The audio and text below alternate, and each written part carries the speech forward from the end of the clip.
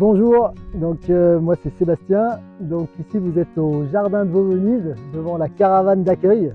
Et si jardiner était un acte politique, je crois bien. Donc les jardins de Vaux-Venise en fait c'est une entreprise individuelle qui a été montée par Stéphanie, ma compagne, il y a 10 ans de ça. Donc nous on a commencé en fait par produire des plants maraîchers en agriculture biologique, des légumes et on a toujours fait nos semences. On a commencé à faire des semences dans un groupe d'échange de semences. Et au jour d'aujourd'hui, 10 ans après notre démarrage, on est 100% artisan semencier. On produit de la semence pour le collectif de la semencerie, dont je vais vous parler aujourd'hui.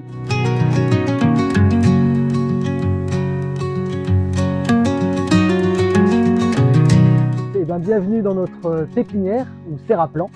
Donc c'est là que démarre l'aventure des semences. Donc on va utiliser les semences de l'an dernier ou des semences qu'on nous a fournies, qu'on doit multiplier ou maintenir. Et on va commencer à les préparer durant l'hiver. Donc les premiers semis se font dès le mois de février, alors qu'il fait encore froid. Donc c'est pour ça qu'on se met dans un univers protégé. Donc non seulement on a la serre qui nous protège, mais en février il peut geler, c'est ce qu'on appelle des serres froides, il n'y a pas de système de chauffage. Donc ce qu'on fait en fait, c'est qu'on met des mini-serres à l'intérieur de notre grosse serre à plant. Donc là je peux vous montrer par exemple ici des tomates qui sont élevées depuis le mois de février. Voilà, donc là en fait vous avez des tomates qui ont été semées en février et qui vont être prêtes à planter à peu près entre mi-avril et fin mai. Et ici vous avez différentes variétés en fait qui vont être cultivées pour la semence. Donc nous en tant qu'artisans semenciers on va faire une différence entre produire une carotte pour le consommateur ou une carotte pour faire de la semence. En effet, une carotte qu'on va produire pour le consommateur, on va la bichonner, lui amener l'eau qu'il faut pour qu'elle soit tendre, goûtue, pas fendue, qu'elle se conserve bien, etc.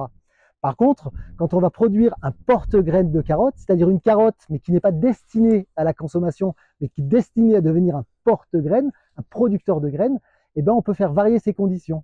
Typiquement, on va pouvoir lui causer quelques stress hydriques pour lui donner l'information, ok, vas-y pousse, même si tu n'es pas dans les meilleures conditions. Et on pense que c'est de la mettre dans des conditions particulières va permettre ensuite au porte-graines de développer une semence qui sera plus résiliente, par exemple, face au stress hydrique. Et ça, on peut le faire avec différents critères de sélection. Donc ces porte-graines de carottes, la carotte c'est un légume bisannuel.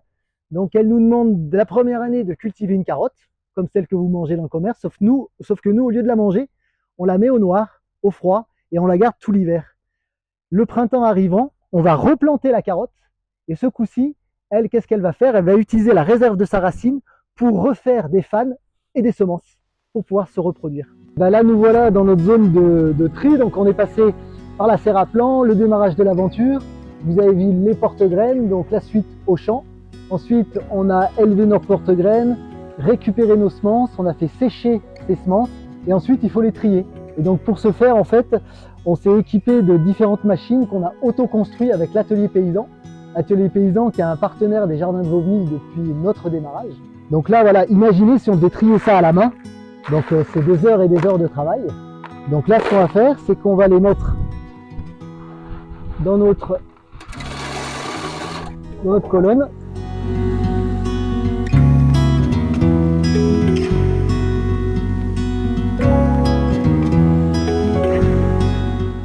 Donc au premier étage, on se retrouve avec des graines qui sont cassées et des graines qui sont certainement plus légères que celle-ci.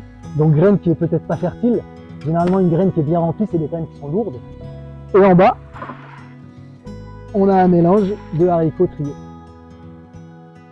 On a commencé par un plan sur la caravane et si jardiner était un acte politique, oui, mais manger est aussi un acte politique. Au jour d'aujourd'hui, on entend beaucoup parler de l'érosion de la biodiversité, qui est une réalité malheureuse de notre monde contemporain. Parallèlement à cette érosion de la biodiversité, il y a une autre érosion qui est l'érosion génétique. Donc en fait, aujourd'hui, ce qu'on mange et ce qu'on cultive comme légumes, ce sont tous des clones. Voilà. Donc pour sortir de cet appauvrissement génétique, cette espèce d'entonnoir qui a fait qu'on a des légumes qui sont très très pauvres génétiquement, très peu diversifiés, il n'y a qu'un moyen, c'est de réouvrir. Les pommes de terre, on utilise tous des plants de pommes de terre, mais qu'est-ce que c'est un plant? C'est pas une graine. Un plant, c'est un clone. Vous le voyez bien, quand vous récupérez vos petites pommes de terre pour les faire celles de l'année d'après, c'est le fiston là qu'on réutilise. Sur les carottes ou les tomates, on ne le voit pas, mais par exemple, si votre frère a un enfant avec votre sœur, là, on va vite se rendre compte qu'il y a un problème. Donc la consanguinité, elle est aussi réelle chez les légumes, elle est même encore plus fortement développée. Et du coup, on a des pertes génétiques qui sont telles que ces pommes de terre n'arrivent plus à se multiplier, et le jour où on a zéro récolte, eh ben, on n'a plus de pommes de terre. Donc d'où la nécessité de repartir de la graine, et de la graine de redescendre à la pomme de terre, par exemple. Au jour d'aujourd'hui, en tout cas, on en a conscience.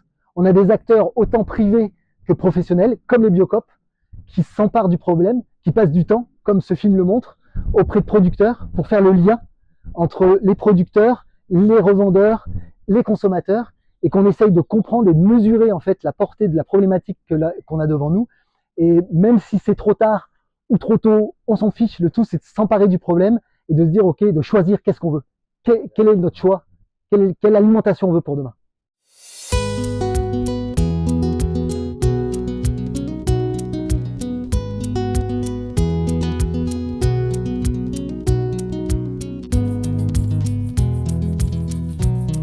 Qu'est-ce qu'on peut commander actuellement? Vous pouvez vraiment faire vos essais sur pas mal de variétés, mais là vous pouvez vraiment axer vos achats sur tout ce qui est haricots, cucurbitacées, donc tout ce qui va être courge, les melons, les pastèques, les concombres, bien sûr des salades, et puis vous pouvez ensuite embrayer pour tout ce qui va être légumes d'été et puis d'automne, avec les betteraves, les navets, les épinards, etc., etc., etc. En tout cas, merci beaucoup pour votre soutien. On continue à faire de la semence de qualité pour vous.